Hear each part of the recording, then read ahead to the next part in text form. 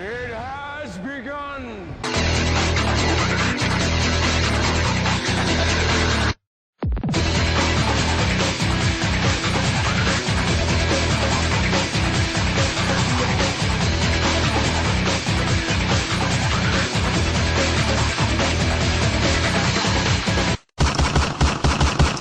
Ladies and gentlemen of the call community, it is I, Loudon Styles, with the second episode of the Styles Clash.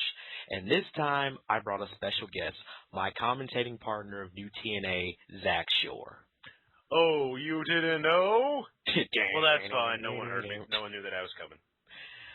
Well, if anybody watched the first episode, then I said I was going to try to get Zach on here because this second episode of the Styles Clash, I'm going to talk about, well, we're going to talk about SCAW.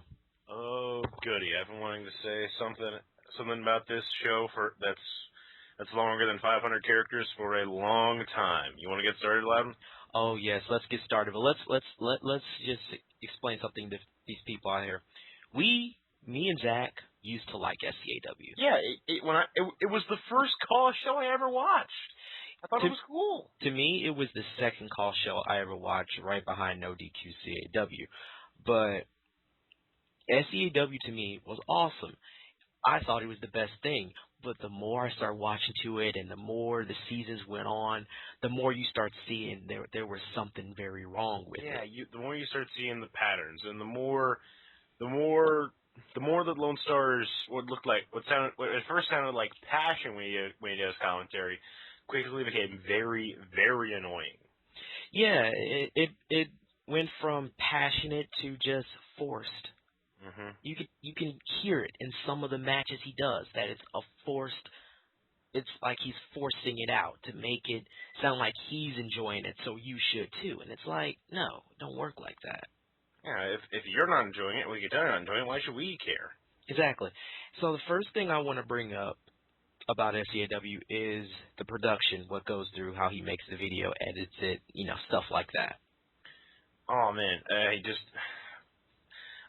I honestly wonder sometimes if he ever even bothers to edit anything, because there'll be a lot of times in a match where a guy will throw a punch and he'll miss wildly, or he'll throw a dropkick and miss wildly, and that's something that you shouldn't record. You know what else bugs me about this SCAW? Well, not the fact that it's on 06, but on 06 you have the stamina bar. He never turns that off, so in the middle of a match, a guy will just go, Hurr! And it's like you can't, and no matter how good of a commentator you are, you just cannot, make that look. Like, how the hell did this guy do a flurry of punches and kicks and now he's tired? That is, no. I can understand it kind of makes sense if something like that happens later on, late in a really long match. But when it just happens all the time. Exactly. And here's my problem with the production that makes you think that Lone Star never actually edits anything. First of all, there's spelling errors in the dialogue that he types up. Oh, the Another thing that really bothers me, and it's not actually text, but the thing that really bothered me, I can't remember the exact episode, it was fairly recently, Anakin won a match, and no music played. And even Lone Star sounded surprised by it. Like, oh, did I forget to do music? I wanted to slap him through the internet and be like, that's why you watched it before you upload it. Which makes you think he doesn't watch his own shit before he uploads it. No, he just records it and uploads it and makes us deal with it. What another thing I don't like about it, you know how most call shows have an opening? Because they have like a theme or whatever? Like they have an opening to tell you what this is. He got, this is SCAW, Superstars of Call. Let me tell you something. The audio on that is so fucking loud. I know, it's like 5 times louder than the rest of the show. I know. When I used to watch it back with the volume still on before I just muted it and played music in the background, and that honestly helped the experience a lot. But regardless, I have to turn down the volume really far when he was running his mouth, then I have to turn it back up. I know, because it's like there are times where in the video, he doesn't know how to mix the audio correctly where he doesn't go way over the top and, the audio pops while he's doing the match. Now here's my problem with it. I noticed that in the This Is SCAW Superstars of Caw thing, if you listen, I swear, I think that that the thing in the background behind what he's saying is Survive. His theme song from last season. Yeah. And you should change that, or just not have any music in the background at all. Yeah, exactly. Because the theme songs change. And by the way, if nothing else, when it comes to theme songs, Lone Star is usually hit or miss, but the theme song for the show itself has been consistently good the last 3 seasons. They have been. I liked when he used "This Is the Sound" for his theme. I thought that was still the theme. Well, it is still the theme, but I like the sound as his entrance. That's as the intro to SCAW. That's actually pretty good. That's pretty cool. Now, what I don't like as far as some of his theme songs is when a guy will start off with a pretty good theme song, like Green Lantern or Prince of Persia, and then the guy gets a movie, and then all of a sudden he changes it. Yeah. To whatever's in the movie. And the worst part is that is usually a terrible theme song for a wrestler, which is why it's not a wrestler's theme song. It's a theme song. It's a song from a movie. Perfect example. Green Lantern. Secret Weapon, good song. Yeah. What I'm Made Of, even better song. Mhm. Song from the movie, no. Terrible idea. No, doesn't work like that. And like I said, Prince of Persia, same thing. I Stand Alone, good song. Muhammad Hassan's theme, that was slap you through the internet. That was Daivar's TNA theme. Oh, well, that's even worse. That was Sheik Abdul Bashir's theme in TNA. Oh, well, confusing. Same gimmick, pretty much. Which was a stereotype. Yeah. Prince of Persia, and apparently that was so stupid. Yeah, apparently Prince of Persia. Apparently Prince of Persia became Muhammad Hassan at some point, because that's really his entire character. His entire character is un-American. Sorry about that. You said the same thing I basically said. What were you going to say? I was like, he's just basically a stereotypical un-American character that hates America, talks shit about America. He's basically Iron Sheik, but skinny. He has a buzzsaw kick as a finisher. That's pretty much it. It's just, I don't know, there's just so many problems. Well, you know what? Let's get to the booking. Let's get to how he books matches. Yeah. Let me tell you, I'm going to explain it like this. If you're a comic book fan, you're going to laugh at how I'm going to say. Lone Star is basically the equivalent of DC Comics. He is a goody two-shoes that makes the faces go Super Cena over. Am I right? Yeah, you're right. I mean, granted, I wouldn't necessarily say the same thing, because I like DC Comics, but regardless, you're right. It's a show booked by a 5-year-old. Not in the sense that I'm calling Lone Star an idiot, which admittedly he is, but the problem is the heels never look strong. They never even look competent. The heels always go ridiculous, the babyfaces always go over. They always look strong. They always look dominant all the time. There's never any interest. The closest thing you had was when Ghost Rider had the title. Yeah, then you made them drop it to Gal, which I had no problem with because it was like, oh, about time you fucking put the belt back on him. No, yeah, but here's my problem. The thing that killed me was how he did it. Because first of all, Spider-Man becomes a 6-time world champion. Fuck that. Then Homer Simpson wins the title. Then Guile wins the title. Why didn't you just put Guile in the 6-pack challenge to begin with? Which was, I know. It's like, what the fuck was that even? Was that necessary? Well, but before I go, because I know a lot of people go, well, he pushes some heels. Yeah, the only heel that ever was champion was Ichigo. And the only reason Ichigo Kurosaki got pushed to be world champion is because Lone Star fucking loves Bleach.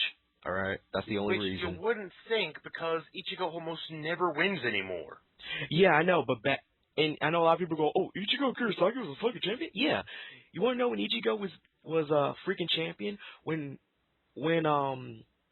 when Edge's solidified heel turn hit and he became WWE champion for the first time. Remember that shit?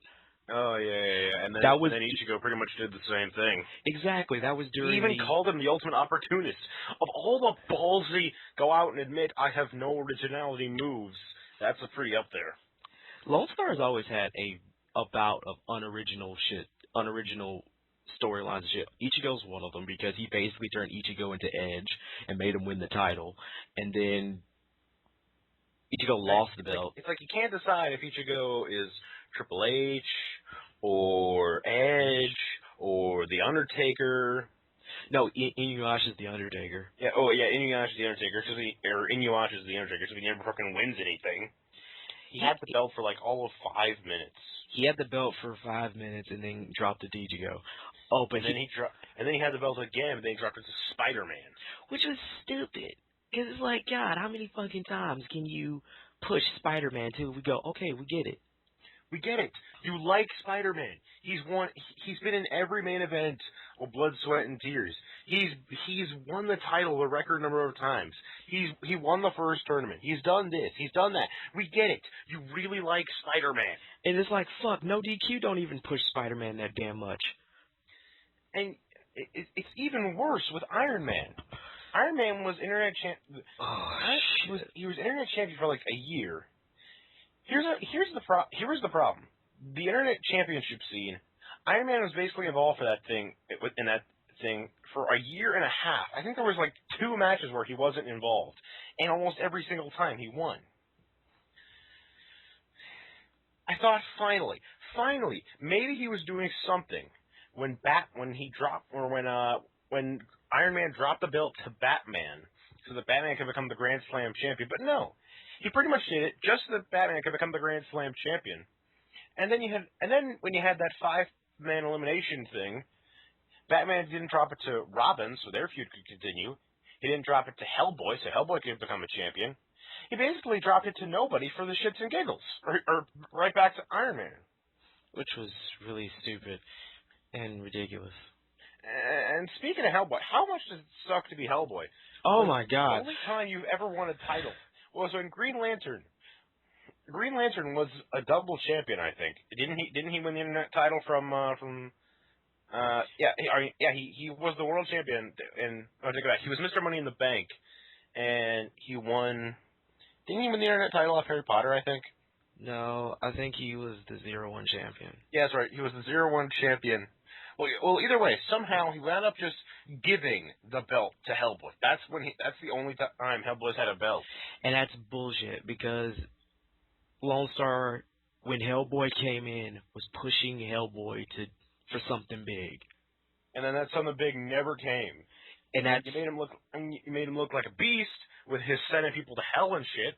And he was over as fuck because he was a monster, but you never goddamn did anything with him. I know, it's like, dude, you sent Jesus to hell. Oh, don't even get me started on that straight-edge Messiah bullshit. Oh my God, I hate that. For one of the most, not necessarily original, but definitely one of the most successful heel factions in SCAW since the No DQ World Order.